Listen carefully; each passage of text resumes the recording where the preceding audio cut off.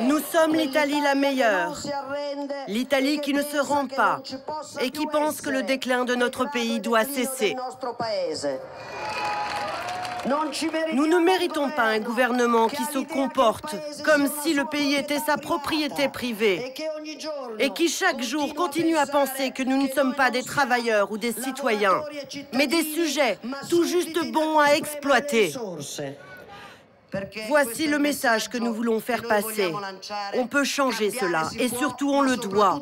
Vive la CGIL! Vive la grève générale! Une des choses les plus humiliantes pour l'Italie, c'est qu'il y a 60 millions de personnes dans ce pays. 60 millions d'Italiens qui sont otages des intérêts d'une seule personne.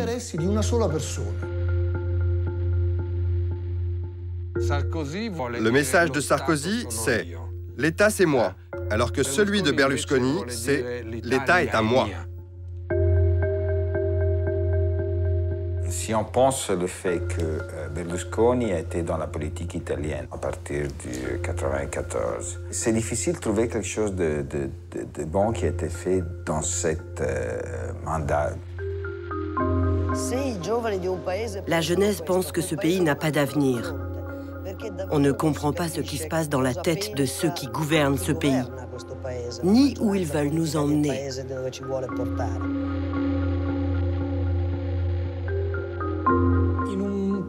Dans n'importe quel autre pays, ce qui est en train de se produire en Italie serait inimaginable.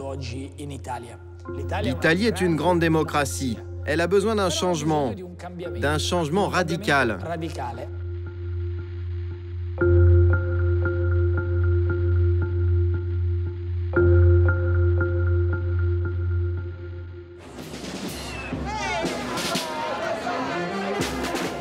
6 mai dernier, jour de grève générale.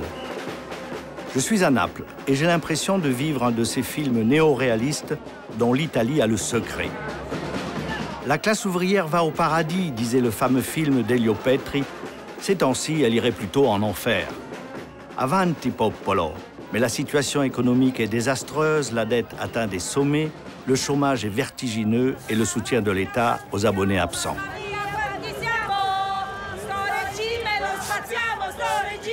Les slogans claquent, c'est bon enfant.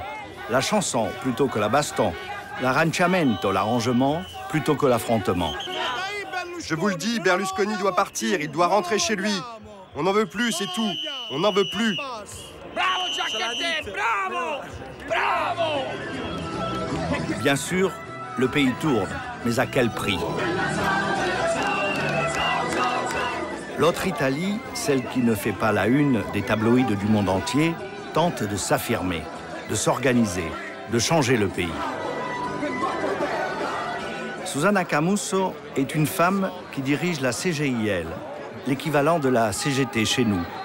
Et à ce niveau de responsabilité, elle fait figure d'exception dans ce pays aux élites très masculines.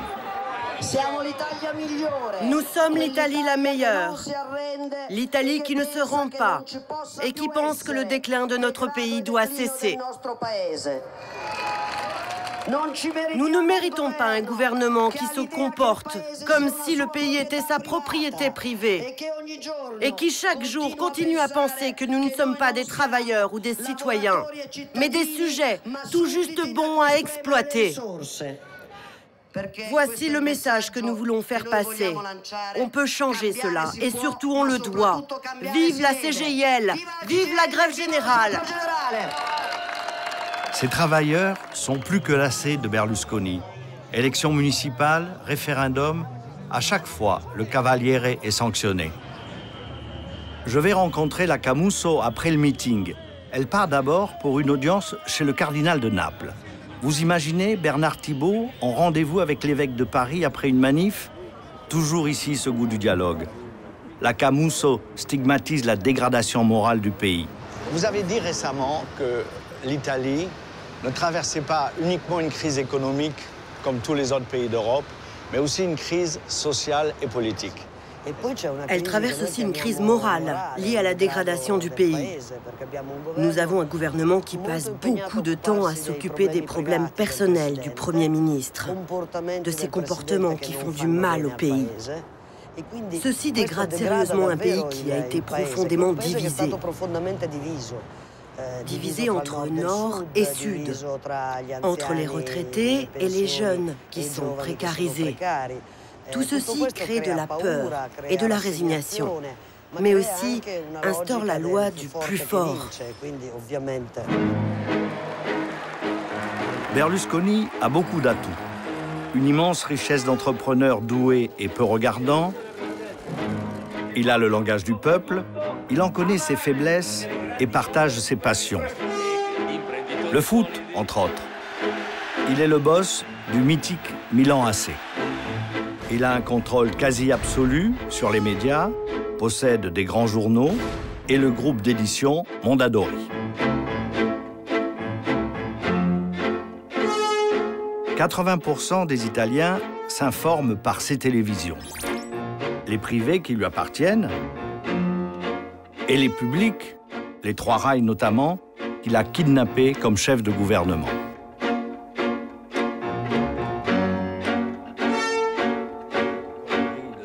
Nanni Moretti, qui s'attaque durement au berlusconisme, comme dans son film Le Caïman, se lamente. Tous les Italiens, ou presque, à part moi et quelques autres, se sont habitués à considérer comme normales des choses qui, dans une démocratie, ne le sont pas. Comme le fait qu'un homme qui possède autant de télévisions, de journaux et de radios puisse faire de la politique et même devenir chef du gouvernement. Est-ce que vous iriez à dire aujourd'hui que l'Italie n'est plus une démocratie? Ce n'est pas une démocratie entière, celle où le détenteur d'un monopole audiovisuel fait de la politique. Ce n'est pas une démocratie réelle, celle où existe un monopole des télévisions et de l'information. Mais bien sûr, après tout, c'est ça l'Italie. Berlusconi est italien, il ne vient pas de la planète Mars. Il a profité d'un terrain fertile. Ce pays était déjà un pays allergique aux règles, un pays qui considérait que le plus malin, le plus intelligent est celui qui ne paie pas ses impôts, un pays qui a si peu le sens de l'État et des institutions. Milan, capitale de l'économie, de l'élégance, de la beauté féminine, paraît-il.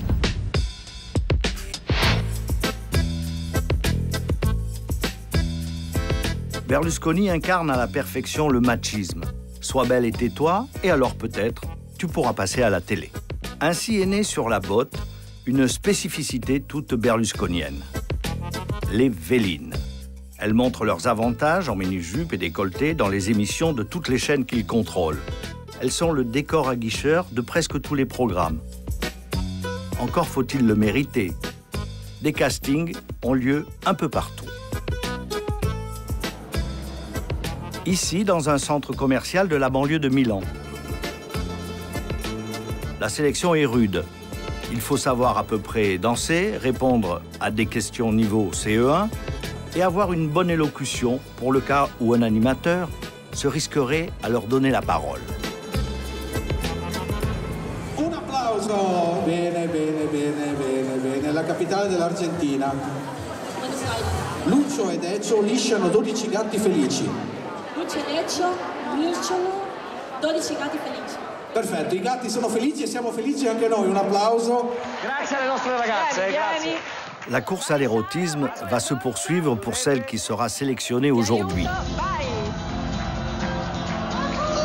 Les nouvelles vélines, si elles percent, vont être les têtes de gondole des télés berlusconiennes.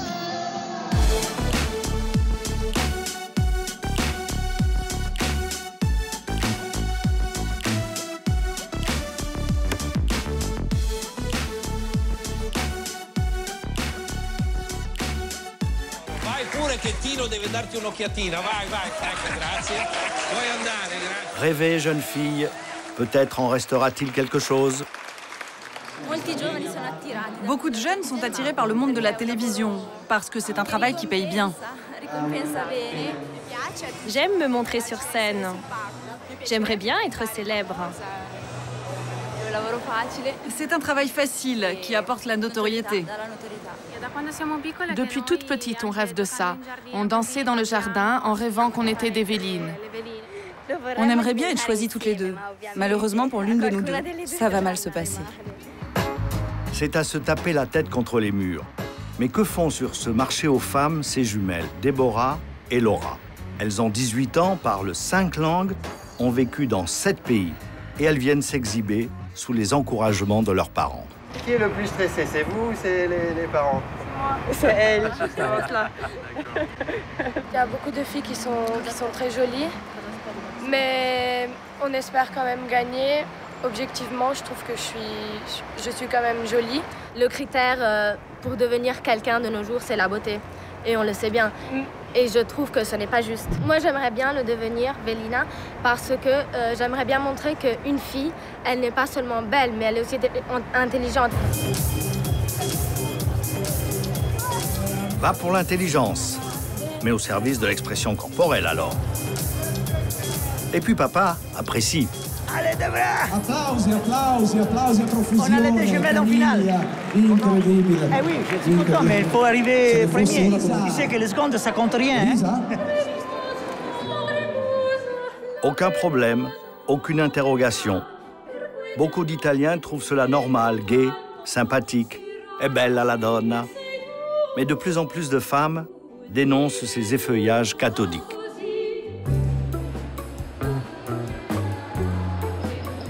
Le 13 février dernier, ce fut un événement. Des dizaines de milliers d'Italiennes ont à leur tour crié dans la rue « Basta ». Marre de cette dégradation, marre des scandales sexuels.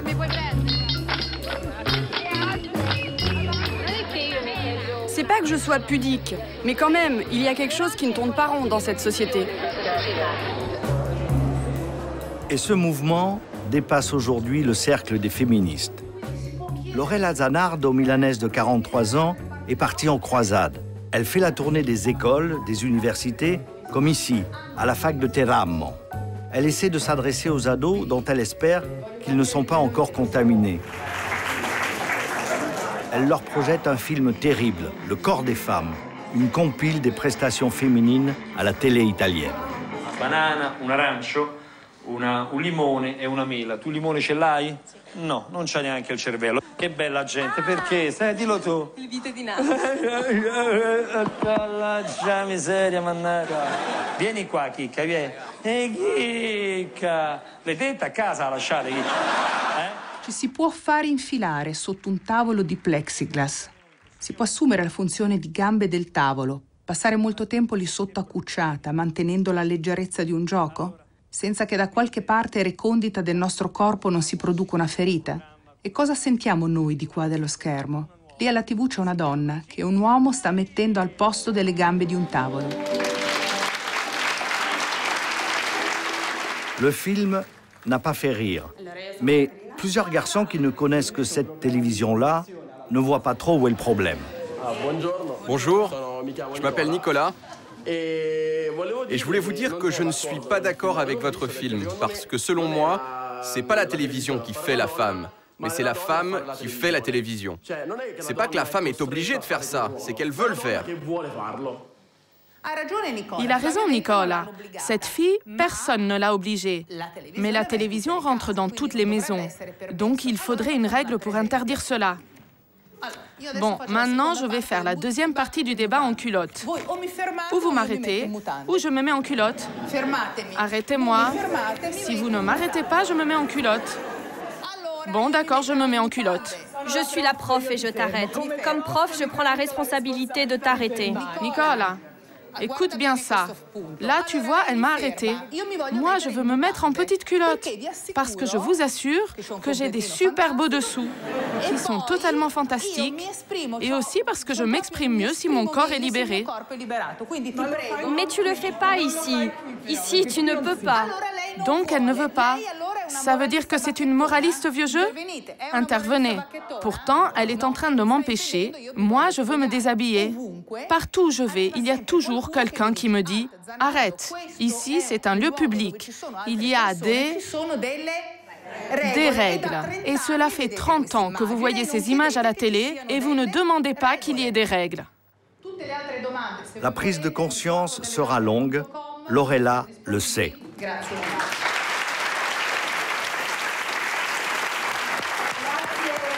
Vous disiez tout à l'heure que le modèle pour les filles, c'était ce qu'elles voyaient à la télévision. Mais il y a aussi un autre modèle, qui est la famille. Or, la famille doit jouer un rôle là-dessus. On a rencontré, par exemple, des candidates Véline à Milan, dans un supermarché. Les parents étaient là. Les parents étaient venus soutenir leur fille. Oui, c'est vrai, c'est difficile. C'est pour ça qu'on s'adresse en particulier aux garçons et aux filles qui ont de 14 à 18 ans. Et l'idée de notre projet est de travailler pendant 10 ans sur cette génération, de manière à ce que dans 10 ans, on puisse avoir un changement. Le contexte culturel italien est profondément abîmé. Ce que vous dites est vrai. Nous voyons énormément d'adultes qui ont pour objectif de voir leur enfant passer à la télévision. Il y a eu une grande manifestation de femmes il n'y a pas très longtemps. Qu'est-ce qui s'est passé après? Rien. Il ne s'est rien passé parce que les Italiens ne s'intéressent pas à ce débat sur la condition des femmes. Ce n'est pas intéressant et il n'y a aucun parti politique qui se l'approprie. Donc ce problème de machisme, c'est un problème qui va au-delà de Berlusconi. Berlusconi a réussi à obtenir ce qu'il a obtenu en Italie parce qu'il connaît les Italiens. L'histoire de Ruby scandalise les femmes, les filles, certains garçons, mais les hommes, pas tous. La plupart crient au scandale en public, mais au comptoir, ils rêvent d'être à la place du président. Et ça, c'est la vérité.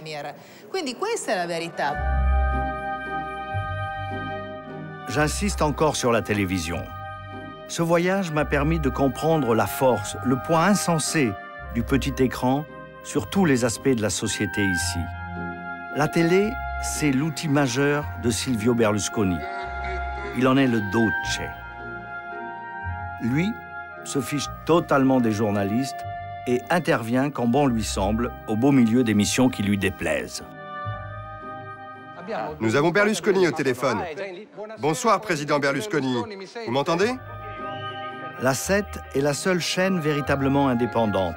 Petite, son audience ne cesse de grimper. Elle critique. Le débat était consacré ce soir-là à l'affaire Ruby. L'escort girl mineure abonnée au Bunga Bunga, les parties de jambes en l'air du président du Conseil. Et ça, le Cavaliere ne l'accepte pas. Extrait. C'est un programme dégoûtant, avec une présentation vile, obscène et répugnante. Vous nous avez déjà assez insultés. Pourquoi n'allez-vous pas voir les juges au lieu de nous insulter? C'est le contraire de la vérité. Votre présentation des faits est fausse. Monsieur, vous êtes mon président du Conseil et je vous demande de modérer vos propos. Gad Lerner vient de prendre une volée de bois vert en direct. Il fut en d'autres temps rédacteur en chef de la RAI. Il l'a fui quand Berlusconi y a posé l'une de ses tentacules. Son émission connaît un succès qui ne cesse de croître. L'autre Italie la suit.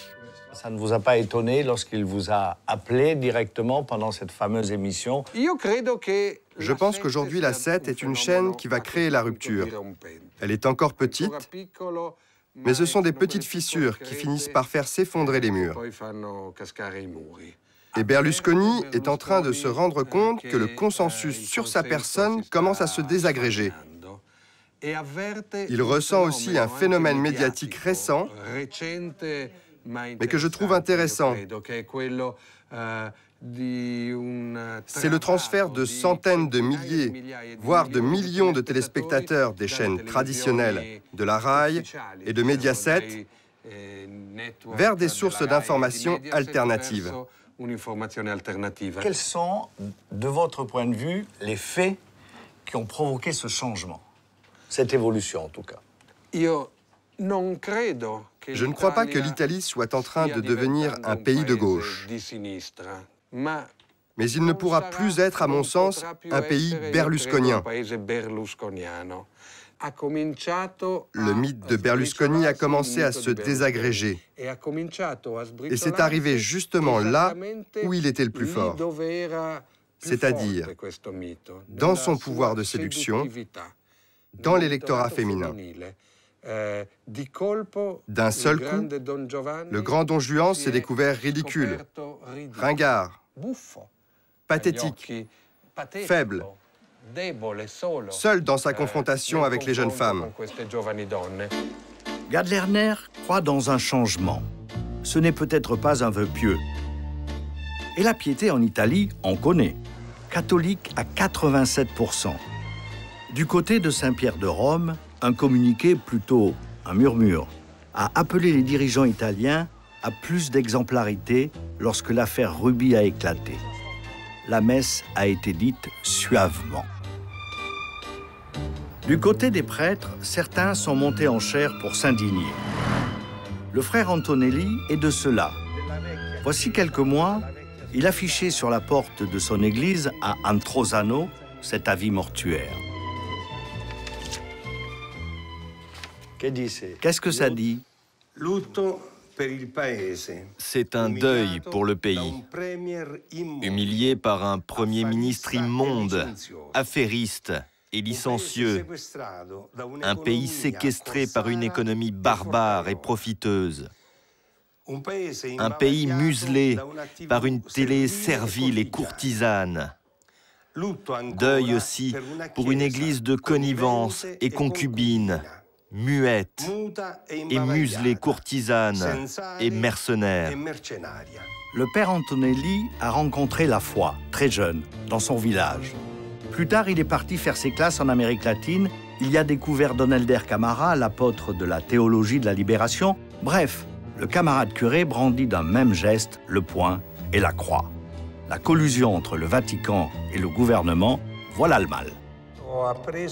J'ai appris la capacité d'être servant sans être patron, d'être au même niveau que l'autre sans se détacher et se faire appeler révérend ou monseigneur.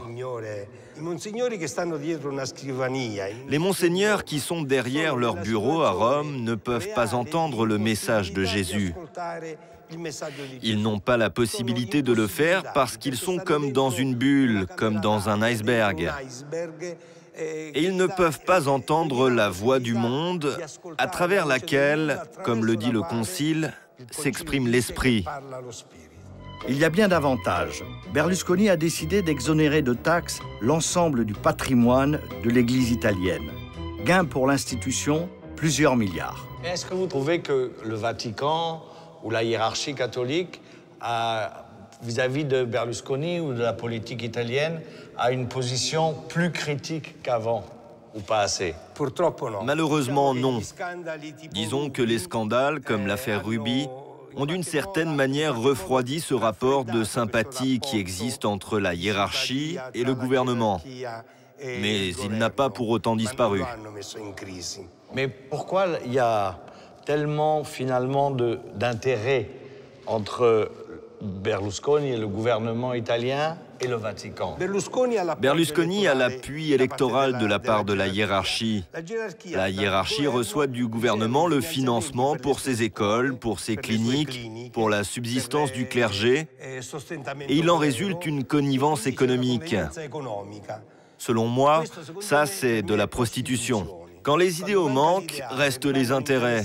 D'un côté comme de l'autre, il s'agit d'un rapport de prostitution, pas d'un rapport d'entente. Et en bonus, chaque citoyen peut allouer 0,8% de ses impôts sur le revenu à l'Église.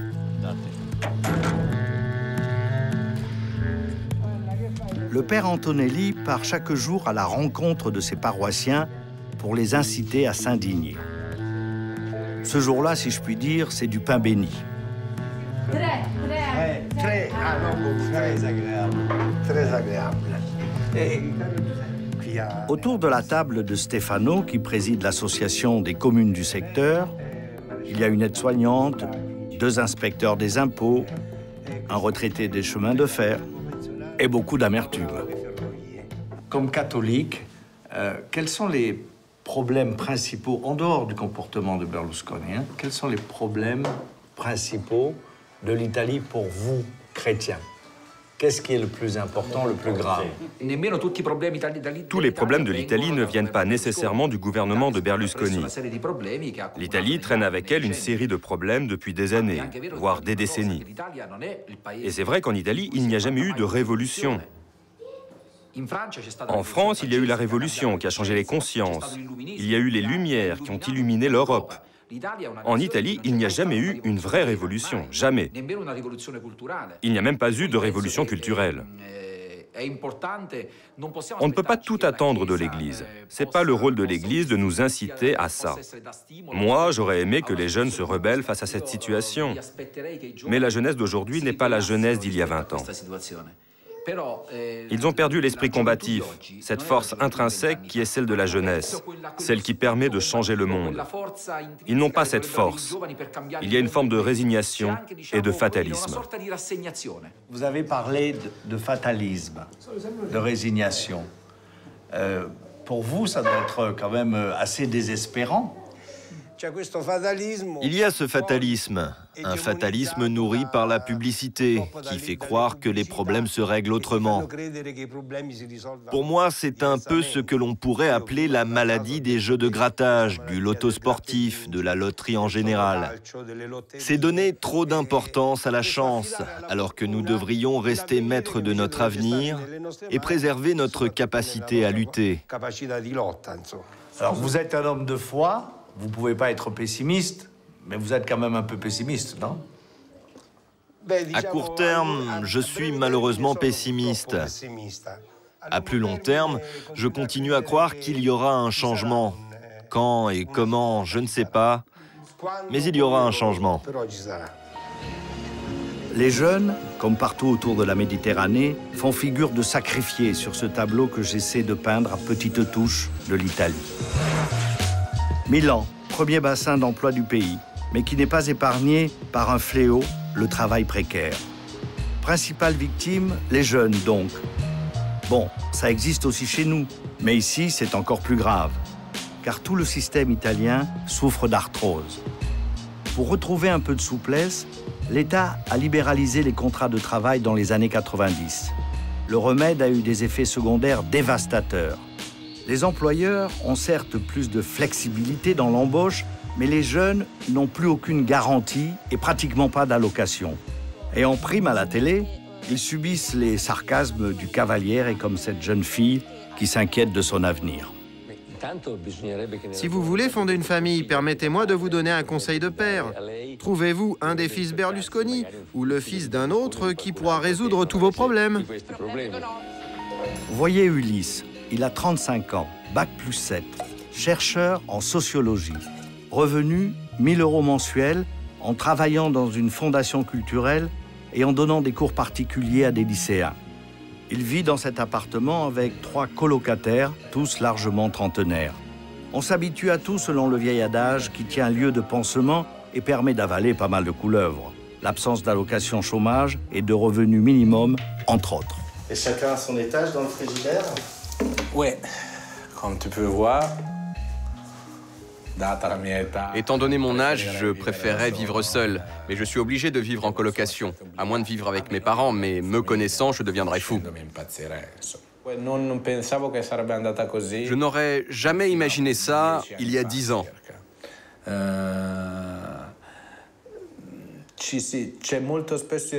Le risque, c'est qu'on finisse par s'habituer à ces circonstances. On s'adapte. Et on finit par oublier l'énormité de cette injustice.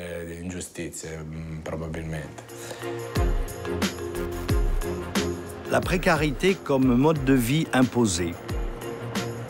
L'éducation, la recherche ont subi des restrictions sévères de la part du gouvernement.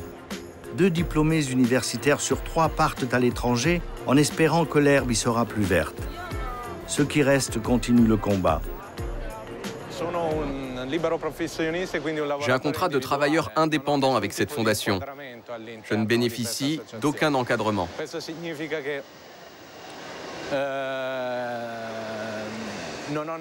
qui veut dire que je ne dispose d'aucune protection syndicale, je n'ai pas de congé payé, et si je tombe malade, je n'ai pas de congé maladie.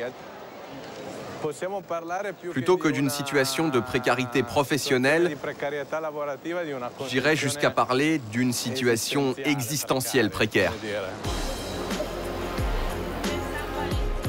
L'angoisse du futur se supporte mieux en la partageant avec ses compagnons d'infortune. Ulysse retrouve ses anciennes copines de fac, à l'avenir tout aussi incertain. C'est le bureau doctorante. Et ensemble, ils rangent des cartons qui ont servi à la dernière manifestation. Les trois jeunes femmes sont chercheuses, comme Ulysse. Et elles ont beau chercher, dans les petites annonces, elles ont beau assiéger le Pôle emploi, elles savent qu'elles ne trouveront pas de sitôt un contrat de travail durable. Ça, ce sont des boîtes qu'on a préparées pour une manifestation. Nous voulions dire que nous étions périmés. Comme des produits alimentaires. Donc, chacun a écrit la date d'expiration de son contrat. Moi, j'ai 30 ans. Franchement, je ne me vois plus comme une jeune fille. Je me sens adulte. Mais si tu ne sais pas ce que tu feras d'ici quelques mois, tu ne peux pas te permettre de faire un enfant. Surtout si ton compagnon est dans la même situation. Moi, c'est sûr, j'envisage de partir à l'étranger. Parce qu'en plus de ce qu'elle vient d'expliquer, il y a toute une série de questions liées au système politique dans lequel nous sommes.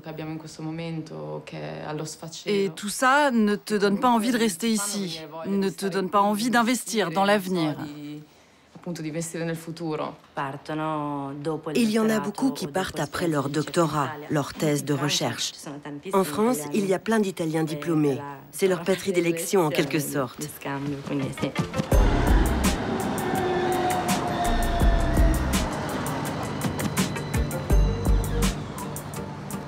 Université Bocconi, à Milan. Superbe immeuble pour une fac privée, épargné celle-là par les coupes budgétaires de Berlusconi. Ici enseigne Tito Boeri, une star dans son domaine, l'économie et le monde du travail. Et il décoche ses flèches à droite comme à gauche. Quelle est la particularité de la précarité en Italie? Il y a une chose en plus qu'en France et en Espagne. Ça veut dire qu'on a beaucoup de contrats qui sont formellement de auto-entrepreneurs. C'est un contrat qui est beaucoup plus libre, qui pose beaucoup plus de risques pour la personne qu'il a. C'est comme s'il avait créé sa entreprise. Presque un peu à l'américaine, là, hein? Pire. Non, certainement pire que les Américaines. Parce que pendant toute la durée du contrat, on n'a aucune couverture au niveau d'assurance sociale. Donc là, c'est vraiment un problème beaucoup plus sérieux. La famille, c'est un amortisseur face aux difficultés économiques. Comment vous expliquez cela? L'amortisseur, c'est vraiment un rôle très important que la famille joue et qui a joué toujours en Italie. De l'autre côté, c'est vrai que ça aussi pose des problèmes parce que si on veut avoir le soutien de sa famille, il faut rester dans la famille. Donc ça veut dire pas de mobilité. Parce que l'Italie est sans doute le pays d'Europe où les enfants restent le plus longtemps chez les parents. C'est ça. On a rencontré des jeunes, en France on appelle ça des tanguis, voilà, parce qu'il y a un film qui s'est appelé Tanguy comme ça. Oui, je le connais bien. Vous le connaissez? Vous savez qu'en Italie, quand il est arrivé en Italie, ils ont augmenté l'âge de Tanguy, parce que sinon, on n'aurait pas aucun effet. Oui, c'était pas une chose choquante. Parce qu'il y a des jeunes de 30 ans et plus qui sont encore chez leurs parents. C'est ça. Là, c'est une conséquence. À ce point-là, donc, on décale tout. Et on décale même, et ça c'est un problème aussi au niveau de taux de fertilité en Italie. 1er mai à Milan, c'est le May-Day pour les précaires qui, depuis 10 ans, organisent ce jour-là des cortèges où ils tentent joyeusement d'expliquer leur terrible désarroi. Il y a 5 millions de précaires en Italie. Ici, le rassemblement, mi-manif, mi-technoparade, mobilise 100 000 jeunes. Enfin, beaucoup ont dépassé la trentaine. Leur mascotte, Sam Precario, qui prie pour avoir du travail. Ulysse et ses camarades sont membres de l'association Sam Precario, néo-contestataire et indépendante des partis politiques et des syndicats. Le Sam Précaire, là, ouais, il a un air d'un leader d'extrême gauche français. Ah ouais? Il s'appelle Besancenot. Ah, il est comme ça, un peu, comme ça. C'est vrai qu'il ressemble à Besancenot. Mais pour vous qui êtes les précaires, ils sont très en colère, mais la fête, elle est très cool. La fête, elle est très tranquille. Ouais. L'idée de base de May Day a toujours été que ce soit d'abord une fête. Nous voulons changer les choses, mais avec une attitude positive et active. Le temps des pleurs est terminé. 10 ans que les précaires crient leur souffrance. Mais tous veillent à ce que le mouvement ne bascule pas dans la violence. L'Italie n'a toujours pas digéré les années de plomb, les brigades rouges, le terrorisme. Massimo est avocat. C'est l'un des leaders du mouvement que j'interroge sous la puissance des baffles. Nous pensons qu'il faut sortir de la précarité. Et le premier pas qu'il faut faire, c'est réformer la protection sociale dans ce pays. Il faut que la protection sociale soit plus proche de l'Europe, que la protection sociale ne devienne pas une forme de division sociale, comme cela se passe actuellement en Italie. Et dans un rapport de force, il faut avoir des armes. Quelles sont vos armes pour faire plier le gouvernement? La grève précaire. Nous sommes en train de promouvoir la grève précaire. Avec ça, on va essayer de bloquer le pays. La grève des précaires est prévue pour l'automne prochain. En fait, je m'en rends compte, il n'existe pas pour l'instant en Italie une grande force d'opposition à Silvio Berlusconi. Chacun dans son coin dit basta, mais cela est morcelé, dispersé et moyennement combatif. Petite étoile dans un ciel orageux, le Parti démocrate, qui rassemble de multiples partis de gauche, il vient de tenir tête, et même plus à Berlusconi, aux dernières élections municipales. Une nouvelle classe politique commence à émerger. Cap sur Florence, capitale de la Toscane, émerveille parmi les merveilles. 370 000 habitants vivent au cœur de ce que l'Italie a de plus beau. Une richesse culturelle, architecturale, artistique, hors pair. Mais cette ville, que je ne me lasse pas de contempler et de parcourir, a beau posséder des musées magnifiques, elle est en mouvement perpétuel et elle bouge et elle invente. À sa tête, un maire, figure prometteuse du Parti démocrate, Matteo Renzi. Il a 36 ans. Bonjour à tous et bienvenue. Nous sommes pile à l'heure.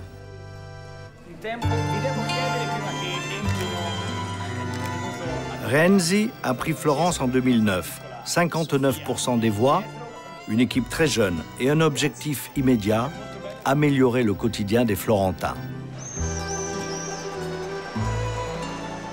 Il a rendu le centre-ville aux piétons et aux vélos, il a boosté l'éducation, promu le développement durable et il prône le concept de Slow City.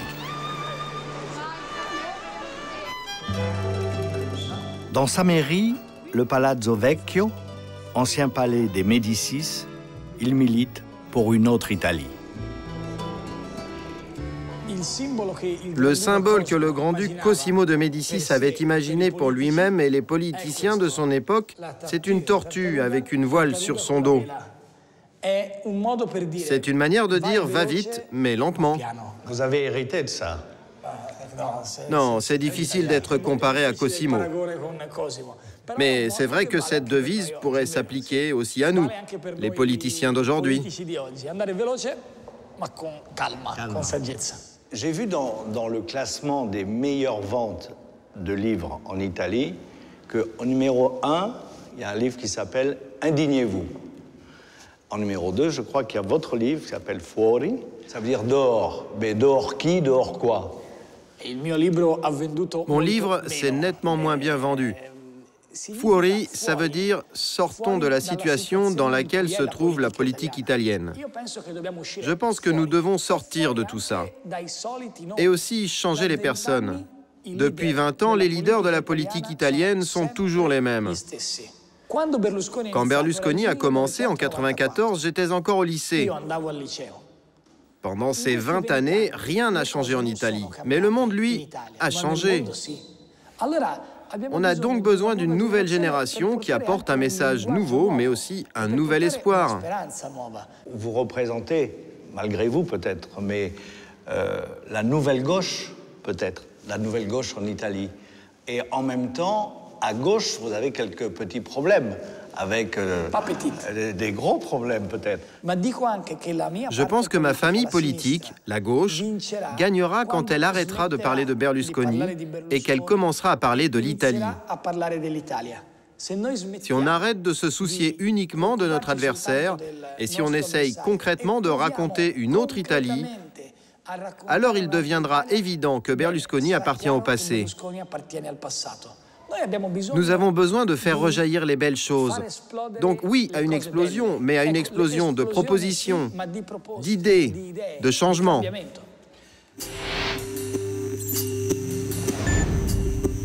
Comment ne pas terminer cette visite en Italie par Naples?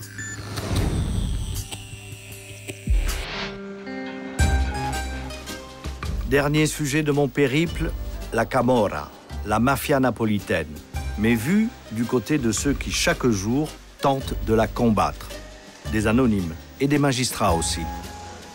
Les rapports entre Berlusconi et la mafia n'ont jamais été très clairs. Lui n'a jamais été mouillé, mais l'un de ses bras droits, Marcello Dell'Utri, a été condamné pour complicité d'associations mafieuses. La pieuvre à la vie dure, le pizzo, l'impôt mafieux, n'a pas disparu. Mais là encore, au prix de leur vie, des citoyens disent basta. Tano Grasso est un ancien commerçant. Il est entré en résistance dans les années 90. Il a créé la Fédération anti-raquettes. Son acharnement et son courage ont entraîné des centaines d'Italiens à se libérer du pizzo. Il a exorcisé cette peur qui soumet trop d'Italiens à plier face aux mafieux. Visite à ses côtés du centre historique de Naples, entouré de ses 3 gardes du corps. J'ai lu quelque part, mais peut-être c'est pas vrai, mais j'ai lu quelque part, que notamment tout le secteur de la boucherie, nous sommes en face d'une boucherie ici, était contrôlé par la mafia. Allons-y. Très bien. On va s'éloigner de la boucherie alors. Comment la mafia décide que tel commerçant va payer ça, un autre chose? Quand est-ce qu'ils viennent chercher l'argent? Comment ça se passe? Par ici, il y a surtout des petits commerces. Ici, ils ne viennent pas tous les mois réclamer le pizzo. Ils viennent à Noël, à Pâques et le 15 août. 3 fois dans l'année. Comme l'impôt n'est pas très élevé, 200, 300 euros, une petite somme. Chaque fois ou pour l'année? Alors tu payes et t'es tranquille. L'important, c'est pas combien tu payes, c'est le fait de se soumettre. Le patron de ce café, lui, a refusé de se soumettre. Ce bar est devenu un symbole ces dernières années. Parce qu'il y a 3 ou 4 ans, ils sont venus réclamer le pizzo. Et lui les a dénoncés. Et ils ont été arrêtés. Et il y a 1 an, pendant la nuit du Nouvel An, ils ont mis le feu au bar. Bonjour. C'est lui le patron du bar. Et c'est vous qui avez décidé de ne pas continuer à payer la Camorra? Oui, moi je travaille dur et je ne permets pas que d'autres me prennent mon argent.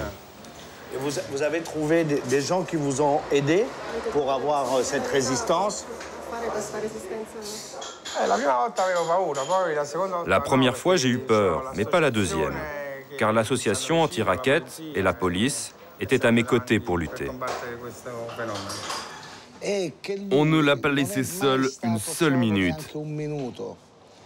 C'est comme ça que la Camorra a perdu. Si la Camorra détruit ton commerce et que tu le reconstruis encore plus beau qu'avant, c'est comme un boomerang qu'elle se prend dans la figure. On va voir dehors. Et sur sa lancée, libéré enfin, Antonio Seccia a ouvert de nouveaux commerces. Ça, c'est à vous aussi? Oui. C'est à vous? Et ça aussi. Là, c'est en travaux, mais bientôt, ce sera une agence de voyage. Le plus beau dans tout ça, c'est que quand tu es libéré de la Camorra, tu retrouves l'envie de travailler. Tu reprends le goût d'entreprendre, d'investir, car la Camorra t'étouffe, t'enlève ta liberté d'entrepreneur. À un jet de pierre de Naples, Herculanum. Tano Grasso y a mené une action exemplaire. Des commerçants se sont unis et refusent de passer sous le joug de la mafia. Ils ont dénoncé et surtout porté plainte. Une première. À leur tête, une boulangère et une commerçante dans la confection. Les autocollants paient ceux qui ne paient pas, bref, achètent chez ceux qui refusent de verser l'impôt mafieux, sont affichés sur la plupart des boutiques de la ville. Quand les carabiniers m'ont parlé de l'association des commerçants et de Tano, j'ai cessé d'avoir peur. Non seulement vous avez dénoncé, mais en plus, vous avez porté plainte contre des gens. Et ça, c'est un grand pas en avant. Et c'est indispensable de porter plainte pour les éliminer. Il ne suffit pas de refuser de payer, il faut les dénoncer. Si on les dénonce, ils seront arrêtés, on élimine le tissu mafieux et on libère le territoire. Combien de personnes ont été arrêtées? 45 ont été arrêtés. C'est des gens de la mafia d'ici? C'est la mafia locale. Aujourd'hui, la mafia, à Herculanum, n'existe quasiment plus. Non seulement 25 commerçants ont porté plainte contre ces mafieux, mais ils se sont constitués partie civile. C'est un nombre énorme, un record en Italie. Et c'est cela qui a permis que la mafia soit rejetée hors de la cité. Aujourd'hui, la ville est avec nous, et non plus avec la mafia. Mais toutes les deux, vous devez être fiers de ça, je suppose. Bien sûr. Nous avons libéré notre ville. Et c'est grâce à l'association et à la police. Oui, c'est une immense satisfaction. Regardez ce visage. C'est celui de la liberté. Allez, fais-nous goûter quelque chose. Merci.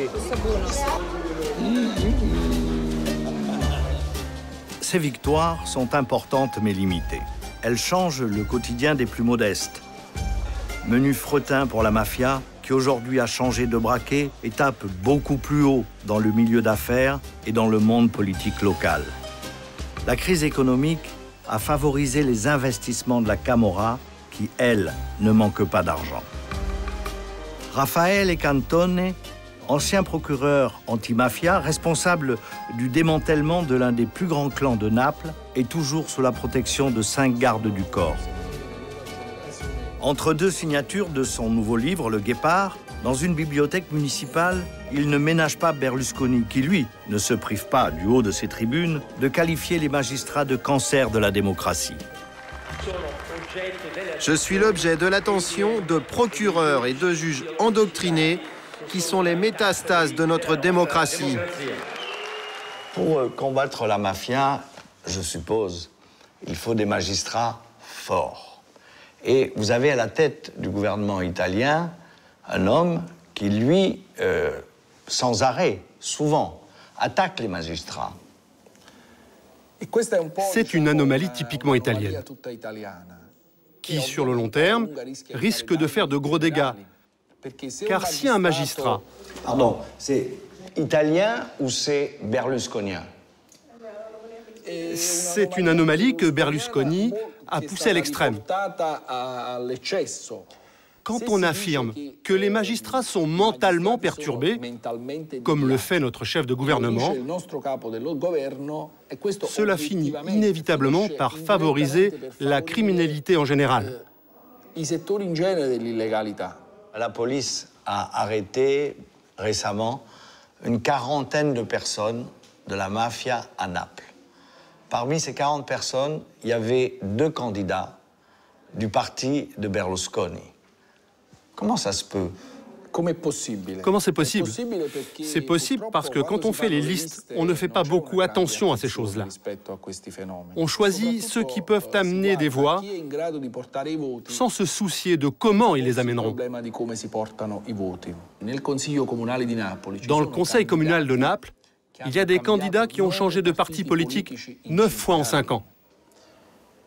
Et les mafias s'infiltrent dans ces jeux, car contrôler 1 ou 2 conseillers communaux peut avoir une influence déterminante sur les décisions de l'équipe communale. On peut arriver à faire voter des décisions concernant des dépenses ou des marchés publics. Ce système qui permet de changer tout le temps de parti, c'est un vrai cadeau à la mafia. Et les mafias s'intéressent beaucoup plus aux élections communales qu'aux élections nationales.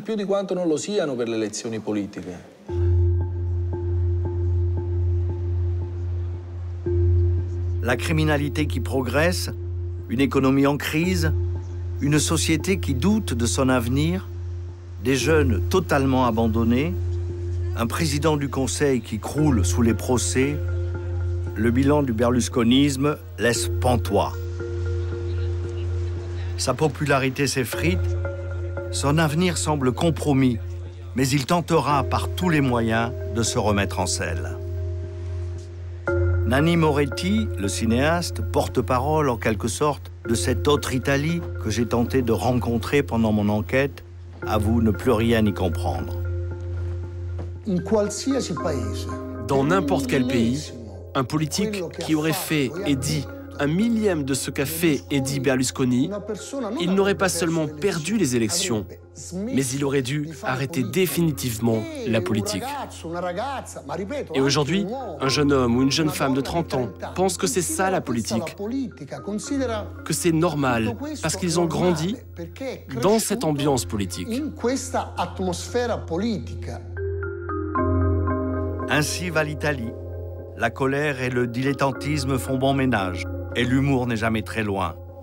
Cet immense doigt d'honneur, érigé face à la bourse de Milan, a quand même de la gueule. Aujourd'hui, il semble s'adresser à tous ceux qui ont voulu faire de ce beau et grand pays leur propriété privée.